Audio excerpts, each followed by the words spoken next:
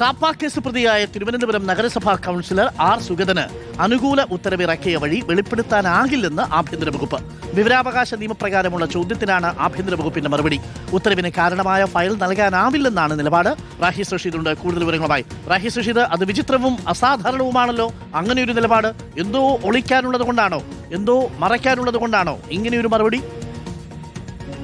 അരുൺകുമാർ, തിരുവനന്തപുരം കോർപ്പറേഷനിലെ BJP കൌൺസിലറായ R സുഗതന് ആഭ്യന്തര വകുപ്പിന്റെ ഭാഗത്ത് നിന്ന് മുൻപ് ഒരു അനുകൂല നീക്കം നടന്നത് നമ്മൾ കണ്ടതാണ്.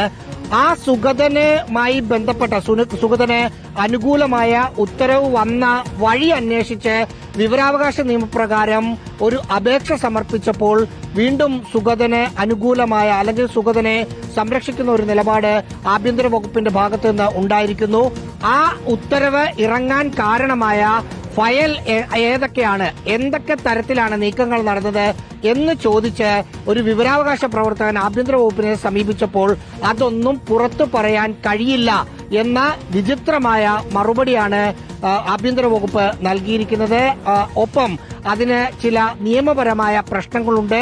അത്തരം വിവരങ്ങൾ പുറത്തേക്ക് വരികയാണെങ്കിൽ ഇത് സംബന്ധിച്ച പല വിവാദങ്ങളും വിഷയങ്ങളും ആഭ്യന്തര വകുപ്പിനെ അറിയിച്ചവരുടെ ഐഡന്റിറ്റിയൊക്കെ വെളിപ്പെടുത്തേണ്ടി വരും എന്നൊക്കെയാണ് പറയുന്നത്. സ്വാഭാവികമായും ഇതിന് അത്തരം കാര്യങ്ങളൊന്നുമില്ല. ഇത് ഉദ്യോഗസ്ഥ തലത്തിൽ നീങ്ങിയ കാര്യമാണ്. പക്ഷേ അതും പുറത്തു പറയേണ്ടതില്ല എന്നതാണ് ആഭ്യന്തര വകുപ്പിന്റെ തീരുമാനം.